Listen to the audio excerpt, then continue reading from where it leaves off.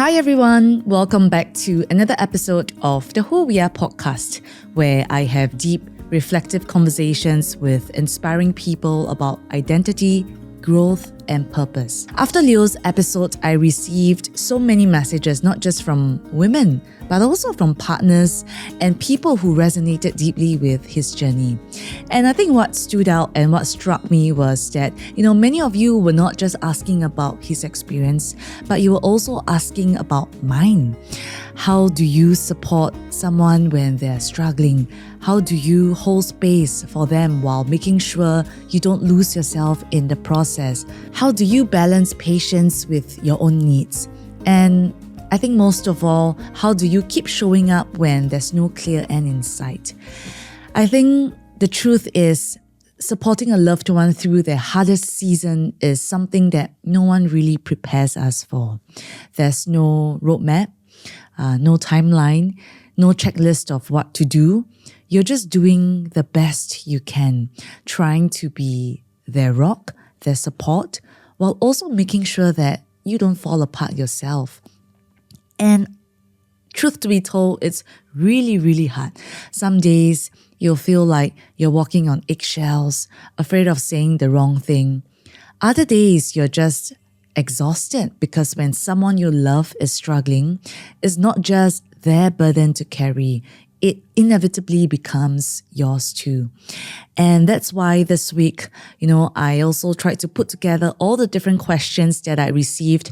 I even had some of you, very kindly emailed me a whole list of follow-up questions that you had for me from the episode with Leo. And I compiled them. And I wanted to do something a little different. An intimate solo episode with you where I share my own experience.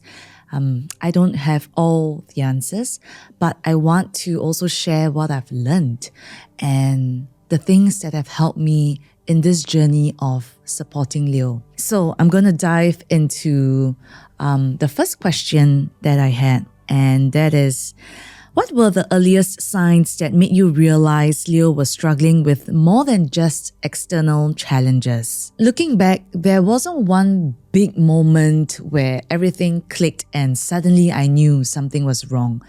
My experience was that it wasn't that obvious. It was a slow, gradual process. So slow that at first I didn't even realize that it was happening. I felt like, it was like watching the colors fade from a photograph little by little until one day you wake up and see that, hey, they aren't the same person anymore. At first, it just looked like stress, where Leo had shorter patience, sleepless nights, a heaviness in the way he moved through the day. But then it started to feel different. He wasn't just tired, he was distant. He wasn't just frustrated, he was also disconnected. And the things that used to make him light up just didn't anymore. And that was something that was really hard for me to watch and observe, especially when it's someone that you love. One of the biggest, clearest signs for me was how withdrawn he became, not just from me, but from Ollie. When I saw the way that he interacted or behaved with Ollie differently, I knew that, okay, something is really wrong. I remember one evening when I saw that Ollie ran up to him as usual, beaming with excitement about some bus toy that, he was playing with and was really excited about. And usually Leo would be really excited and engage with him, ask him questions, and maybe even, get on the floor and play with him and build something with him. But that evening, he barely looked up at Ollie. He just mumbled to Ollie like, oh, that's nice, and went back to doing what he was doing. I remember vividly watching Ollie's face fall. Ollie's little shoulders slumped, and it was like in that moment, Ollie realized that his dad wasn't really here. And watching all of that, my heart just sank. And that was when I knew that this wasn't just exhaustion, this wasn't just stress, this was really some something deeper. It was a loss, a fading of the light in Leo's eyes. And I realized that this wasn't just finding Leo a new job. This was about helping him find himself again. Moving on to the next question. Men are often conditioned to suppress their emotions and handle things on their own. How did you create a safe space for Leo to open up without feeling like he was failing or being judged? Wow. I think one of the hardest things about this journey was knowing that Leo was carrying so much inside, but not knowing how to get him to share it. Leo is an extremely private person and he is an extreme introvert. And I really didn't know how to get him to open up and share it with me. He had spent his entire life, believing his worth was tied to his ability to provide. And when that was suddenly taken away, it wasn't just a job that he had lost. It was his entire identity, his confidence, his grounding. And the one thing that I kept coming back to was this, that, I had to keep reminding myself that love isn't about fixing. It's about holding space. And I wasn't there to pull him out of his darkness. I was there to just sit beside him and be with him in it until he was ready to step forward himself. And that really meant, letting him feel what he needed to feel without pressuring him to process it on my timeline. And that was so hard because every instinct and fiber in me really wanted to do something, to offer advice, to encourage him, to lift him up, to give him some solutions. But I had to remind myself and hold myself back, and ask myself so many times, was I listening to understand or was I listening to fix? And because sometimes all he needed was to be heard, not to be given a solution. And there were so many moments where I had to physically stop myself from jumping in with advice. Literally, I had to just squeeze my hands, to just stop myself. I'll be sitting with him in silence, and every part of me would want to say, maybe you should try this, but instead I just felt like, I needed to let him speak, or just sit there in silence with him, whether he wanted to speak or not to speak. And at first it was really uncomfortable, and the silence felt so heavy, and I had to really fight the urge to feel the silence. But slowly, as I let him lead the conversation, he started opening up more. And it wasn't immediate and it wasn't all at once, but little by little, he started to let me into his world.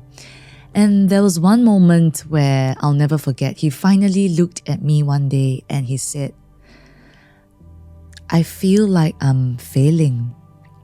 And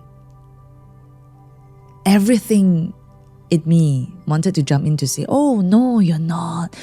Don't look at it this way. Take another perspective to look at it. Look at everything you've done, and look at who you are. But instead, I just took a breath and said, tell me more about that, to just really lean in with curiosity and to lean in to get him to open up, hopefully a little bit more. And that was the shift. That was when I realized that he didn't need me to fix him. He just needed me to sit with him in what he was feeling. And when I stopped trying to lift him out of it and just allowed him to be, that's when he felt safe enough to be vulnerable. Moving on to the next question. This journey has been ongoing for years. How did you approach the unknown? Were you anxious and fearful while having to be patient and supportive? How did you manage and balance all of that? Well, this is really so much packed into one question. The unknown is really terrifying, and what made it even harder was that this wasn't something I could measure in days or weeks. This was years. And when you're in a season that feels endless, it's not just about managing one hard moment. It's about learning how to sustain yourself through the uncertainty while carrying someone else's pain too. Some days I felt like I was holding my breath, just waiting for a shift, for a breakthrough, just really praying so hard that, this will be the day where, a shift happens, and this will be the day where I get to see the light at the end of the tunnel. But there were stretches where nothing changed, no sign of progress, no light at the end of the tunnel, and I had to keep showing up anyway. One of the things that was instrumental in my journey of going through this with Leo was also talking to my coach, Joyce.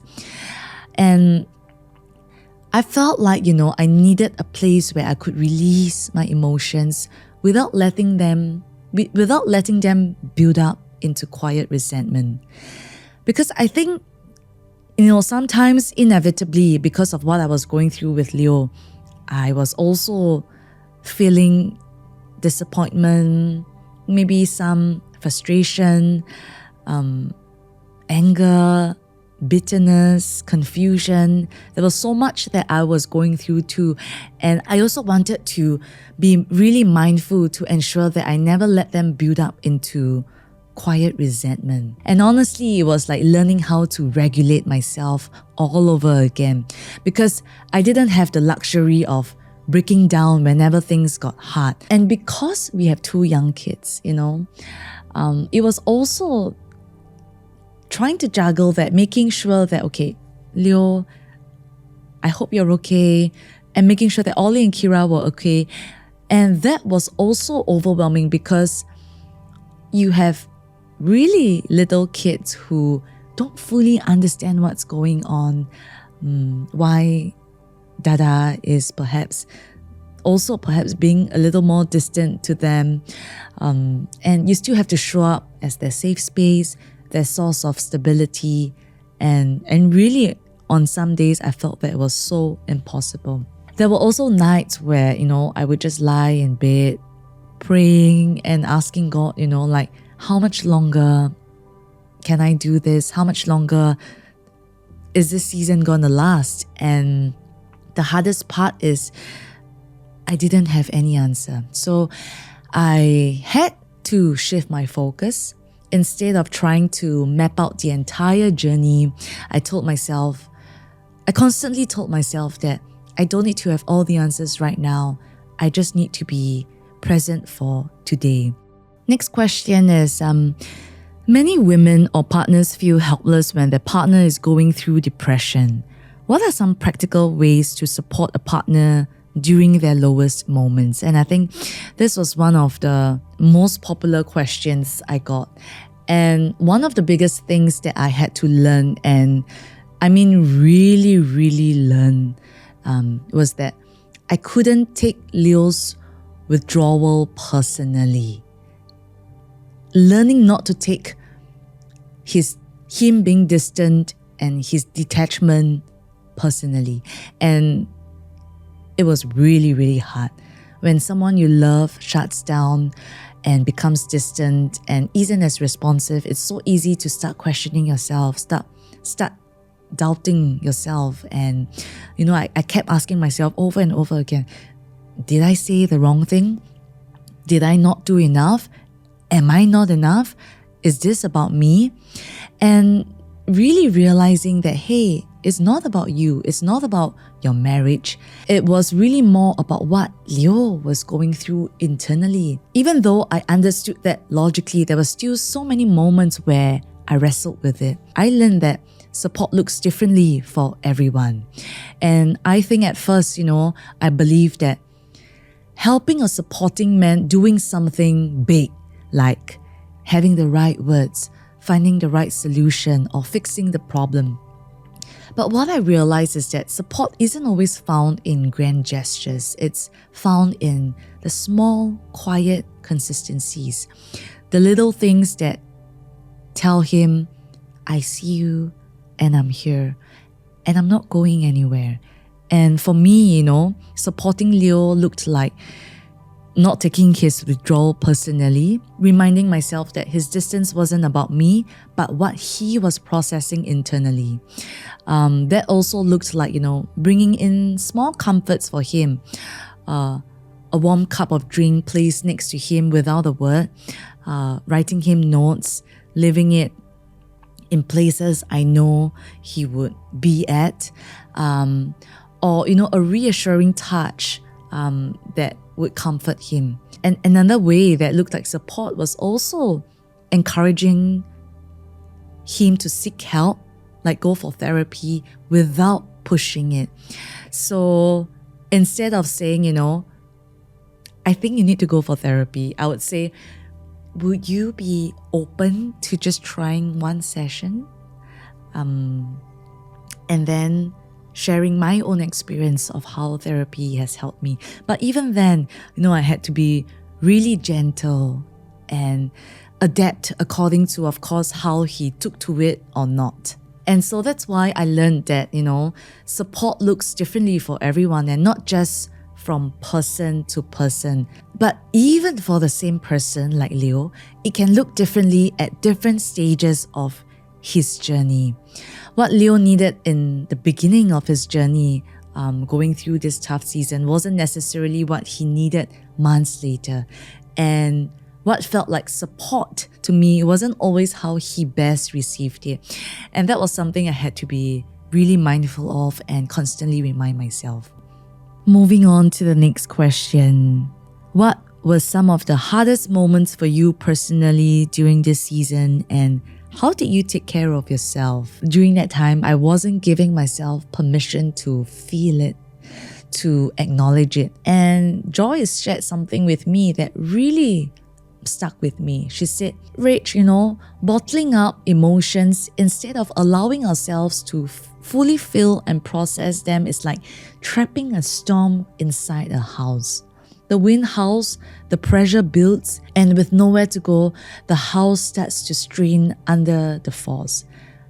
But if you just open a window, even slightly, the wind can move through, and eventually the storm will pass. And that was exactly what I was doing, trapping my emotions inside a room, locking it up, thinking that, if I could contain it, then it's okay. But I wasn't actually letting myself process anything. And I didn't even realize it that by doing that, I was actually making the storm inside me even stronger.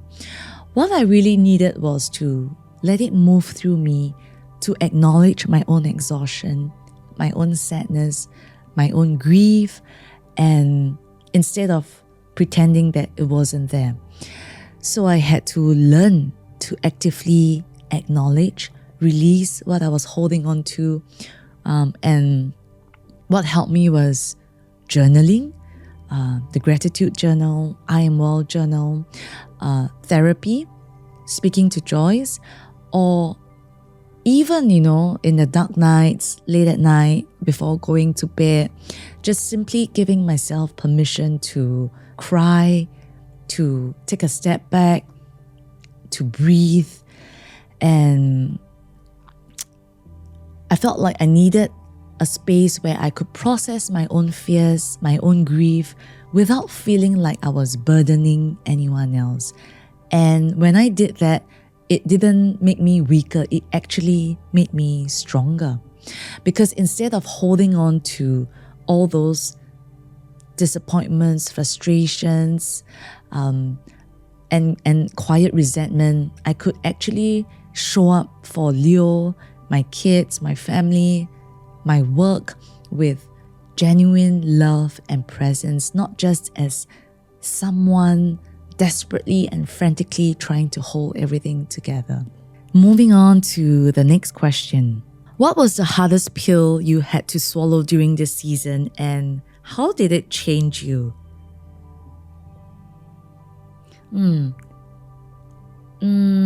Something that I really perhaps had to really unlearn.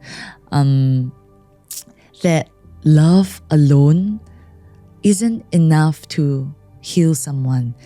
That no matter how much I loved Leo, no matter how much I showed up for him, he had to do the inner work himself. And that was really painful for me because, to stand beside him, knowing I couldn't fix this for him, knowing that all the love and support in the world wouldn't be enough if he himself wasn't ready to take the step for himself. I think deep down, I always believed that if I just loved him enough, if I was patient enough, if I had all the right words, if I were to give enough encouragement, it would be enough to lift him out of this. But I learned that, healing is an inside job. And while I can be his support, I couldn't be his solution. And for me, learning to let go of that belief and unlearn that was one of the hardest pills to swallow. It also forced me to redefine what love really means. And, from this whole episode and season, I learned that love isn't just about showing up when it's easy. I remember even during my younger brother's wedding recently, and my advice to him was, love is a choice. And it's funny how, because now, in this season that I went through with Leo, I felt like I had to live it out myself. Love being a choice, choosing Leo over and over again, even when it's hard, even when there are no guarantees, even when we're exhausted and unsure if things will ever feel normal again. It's really about standing beside them in the uncertainty, not trying to save them or pull them out of it, not rushing through it, but simply saying, I'm here. And you don't have to go through this alone. Moving on to the next question. If you could go back to the version of you at the start of this journey, what would you tell her? Wow. The version of me at the start of this journey was years ago. I would tell her, sit tight and brace yourself for the ride of your life. But really, jokes aside, I would really tell her that this is going to be one of the hardest seasons you'll ever walk through. And to me, that's saying a lot because I have been through some really tough moments in my personal life, in my work life. I would tell my younger self that this is going to test you in ways no work challenge ever could, because this isn't just about solving problems. This is about navigating uncertainty, navigating grief, and learning how to hold space for someone else without losing yourself in the process. And if I could just sit across from, younger me who had just started this, before this happened, I would also tell her that, you will not have all the answers, and that's okay. And you're going to feel like you should. You're going to feel like you need to figure it all out. Like you just need to say the right thing or do the right thing, and you can make this easier for him, but you can't.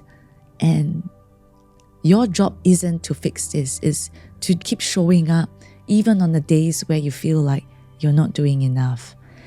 And I would also tell her that this feels hard because it is hard, not because you're doing something wrong. There will be days where you will question yourself and you wonder, if you could have done something differently, if you should have handled things better. But the truth is, some seasons are just heavy. Some journeys don't have an easy way through. And the weight you're feeling is not a sign that you're failing. It's a sign that you're walking a road that requires patience, resilience, and a kind of strength you've never had to tap into before.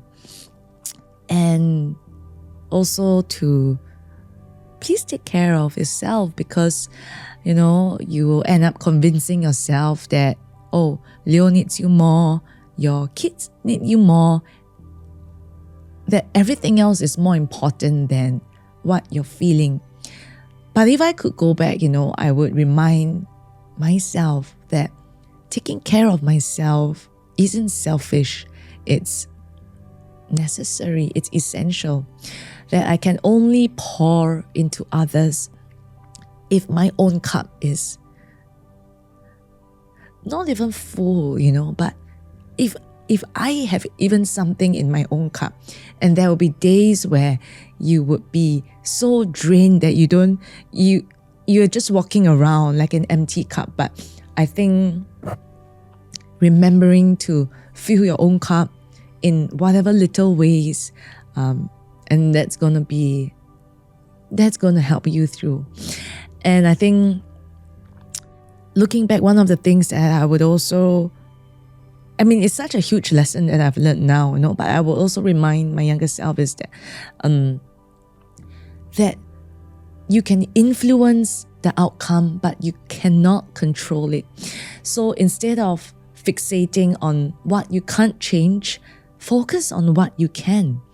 And what you can control is how you choose to show up, how you choose to renew your mind, how you choose to reframe your thoughts, how you choose not to take things personally. All these things are things that you can control and are things that you should focus on, because at the end of the day, strength isn't about knowing the way forward. It's about choosing to put one foot in front of the other. And if you just keep doing that, one step at a time, you're going to look back one day and realize that you made it through. One of the affirmations that I really hung on tight to during this journey was, I am allowed to be strong and tired at the same time. That was a truth that I had to learn the hard way, because for the longest time I thought being strong meant pushing through, holding it together, never letting myself break. But strength isn't about never feeling tired. It's also about acknowledging the weight you're carrying, honoring the toll it's taking on you, and still showing up, but with kindness and gentleness towards yourself. Because being strong means that even in your exhaustion, even in your uncertainty, you take one more step forward. But I think it also means knowing when to pause, knowing when to breathe, and knowing when to ask for help. And if you're in this season right now, I hope that you remember that this won't last forever. That there will come a day where you'll look back and realize that you made it through. So one day at a time, one step at a time. And on that day, you'll see just how much stronger, wiser, and more resilient you've become because of it. So thank you for being here, for listening, for sharing this space with me. And if this episode resonated with you, I'd love to hear from you, your thoughts, your reflections, your experiences, your own stories of supporting your partner through this. And if you're in the thick of it right now, know that you're not alone and you're stronger than you think. Thank you for being here, and I will see you at the next episode.